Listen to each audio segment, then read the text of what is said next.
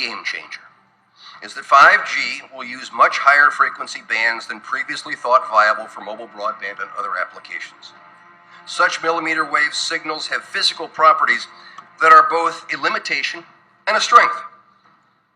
They tend to travel best in narrow and straight lines, and they do not go through physical objects as well.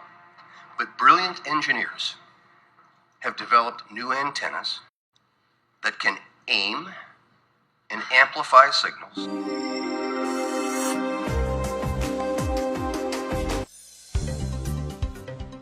NTT Network Innovation Laboratories has developed a miniaturized millimeter wave RF module having an integrated stacked ring antenna. The most significant point regarding this system is the development of a compact high-gain planar reflector antenna built into the module. The technology that's coming is going to be broadcasting at 60 gigahertz.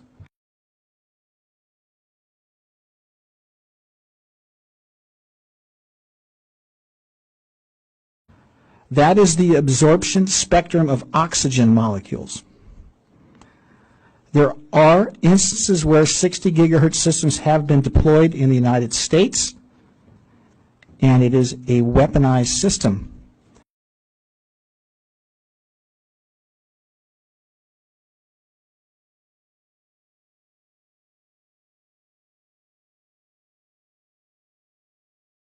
By using larger antennas that allow transmission over longer distances, it could also be used as a backup for fiber optic lines, or for fixed wireless access where installation of optic fiber is difficult. This makes built networks using millimeter wave wireless very promising. You don't mess with oxygen molecules. And health decisions are being made for masses of people by elected lackey bureaucrats that thumb their noses at warnings and believe the lies that come from the scientific apparatus that is owned lock, stock, and barrel by the wireless industry. Now, to make this work, the 5G build-out is going to be very infrastructure intensive, requiring massive deployment of small cells. I'm confident that the actions will lead to a cornucopia of unanticipated, innovative uses, and will generate tens of billions of dollars in economic activity. And that's damn important, because it means that U.S. companies will be the first out of the gate. And that is why 5G is a national priority. And stay out of the way of technological development. Can I ask you a question about some of the technology that you're developing to fight the war on terror, specifically directed energy and high-powered microwave technology? When do you envision that you can weaponize that type of technology?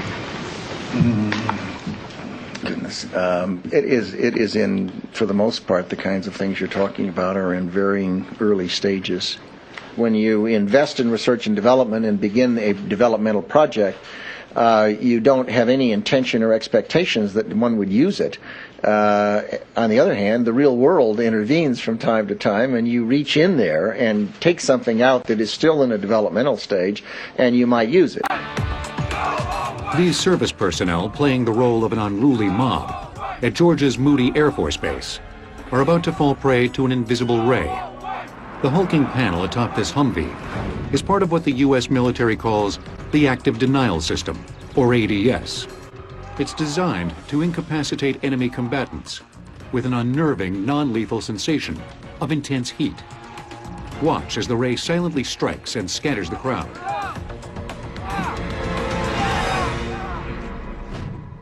That millimeter wave energy comes out an aperture underneath the main reflector, hits the subreflector, which illuminates that main reflector and sends a roughly antenna-sized beam downrange. The most significant point regarding this system is the development of a compact, high-gain planar reflector antenna built into the module. Those holes that you see in the antenna are for the cameras and other visual equipment that the operator uses so that he knows exactly where that beam is going. It's operated by a joystick. The operator looks into the console, sees exactly what that antenna is aimed at, moves the joystick left, the antenna slews to the left, same way to the right. Then when there's an individual who's identified as a troublemaker, he has a cursor. He can put that cursor on that individual, pull the trigger that's on the joystick, and the energy is sent downrange at the speed of light. The electromagnetic radiation released by the active denial system is similar to the microwaves in your microwave oven, in that it causes the water molecules in the target to become excited and heat up.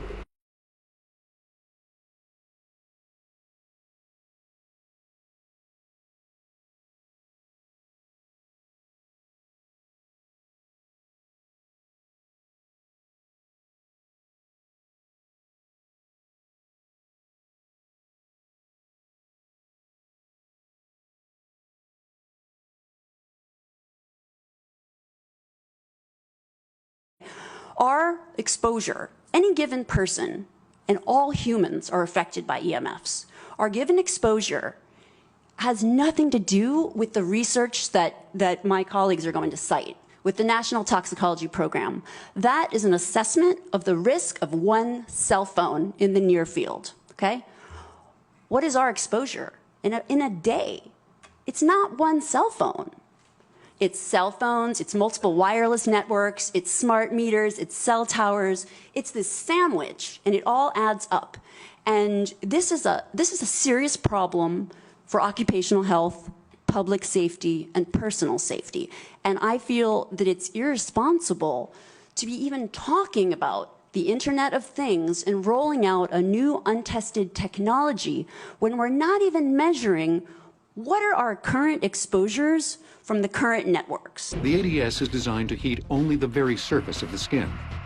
It does this by outputting only the carefully chosen radio wave frequency of 95 gigahertz.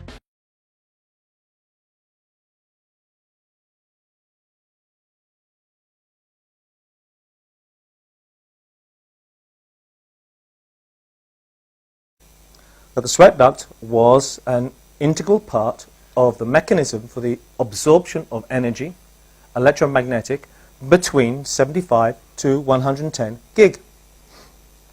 And that if you changed the character of the sweat duct, i.e. made it work, you could actually change that absorption in some way.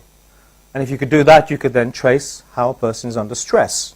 And this is all before we'd even realized that these industry standards were going to come out for 5G. Schafferstein also came to the same conclusion, and he went one stage further than us.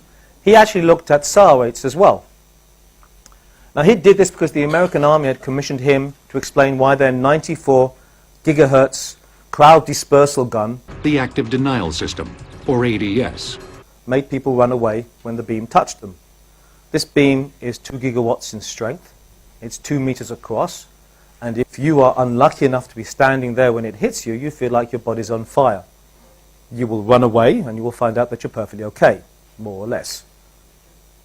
So they commissioned him to find out why, and he had an amazing discovery when he looked at the SAR rates, and he found that preferentially the SAR rate was going very high inside the sweat duct as compared to the surrounding tissue. So there's already some evidence that there's a physical influence could be on us from him. But as you go down one layer more, you can see actually the absorption's concentrated in the sweat duct itself, not in the dermal layer, the epidermal layer itself. As you go down to 4, this is the mixture layer before we get to the low epidermis. You can even make out where the sweat duct is. There's the twist of the sweat duct in terms of the SAR level. And that simply goes down even more so until eventually there's a dispersion along the boundary between what we made the dermis and the epidermis, in basically the reflection plane itself. Yeah, and this is ignored by industry. When they're making the 5G recommendations, nobody's looking at this. Nobody's even really aware of this. That's the panel that's making the specification for 5G. What worries me is that is basically an industry panel, and it is not independent. And as you can see, they are making quite good progress. And within 2 years, you said, Darius? 2 years, we should have this everywhere, all over us. And this has not been looked at. Nobody's really considering what health effects could be because of that mechanism, which we've proven to exist. It's there. Nobody's really considering what it can be.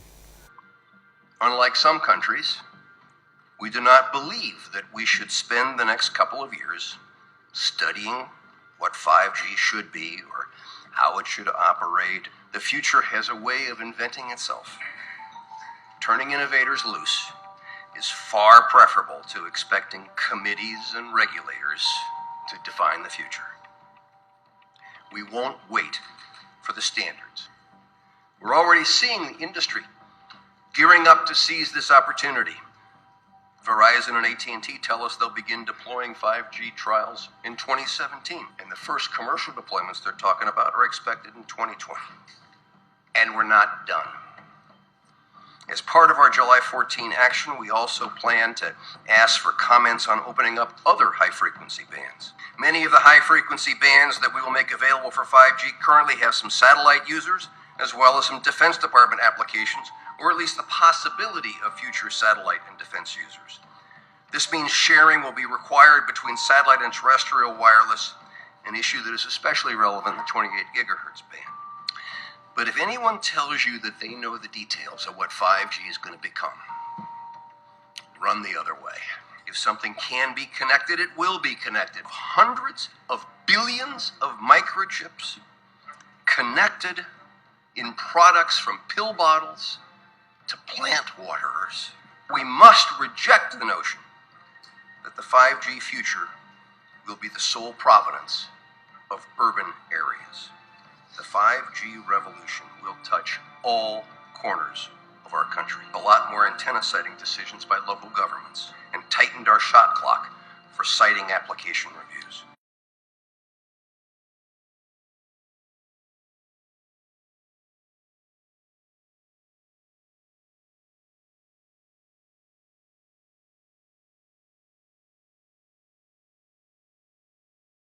America's local governments will play an important role in determining how we fulfill this national priority. You can be sure of only one thing. The biggest Internet of Things application has yet to be imagined. Tens of billions of dollars in economic activity. And that's damn important.